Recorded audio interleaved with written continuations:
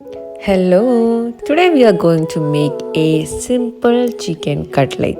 Pan എടുക്കുക, ചൂടാക്കുക, എണ്ണ ഒഴിക്കുക, വെളുത്തുള്ളി, ഇഞ്ചി, പച്ചമുളക്, പച്ചമണം മാറണ വരെ വഴറ്റി അതിലേക്ക് കുഞ്ഞു ക്യൂബ്സാക്കി അരിഞ്ഞ് സവാള ആഡ് ചെയ്ത് ബ്രൗൺ കളർ ആവുന്നവരെ വഴറ്റി അതിലേക്ക് വേവിച്ച് വെച്ച പൊട്ടറ്റോ സ്മാഷ് ചെയ്ത് ആഡ് ചെയ്ത് കൊടുക്കുക. അത് നന്നായി മിക്സ് ചെയ്ത് കുരുമുളകും ഉപ്പും മഞ്ഞൾപ്പൊടിയും ഇട്ട് വേവിച്ച ചിക്കൻ ആഡ് ചെയ്ത് മിക്സ് ചെയ്താൽ നമ്മുടെ cutlet mix ready.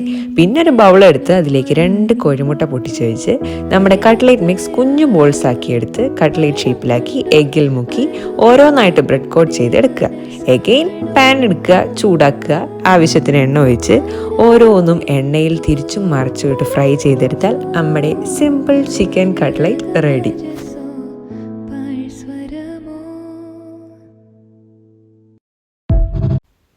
Hello, today we are going to make a simple chicken cutlet.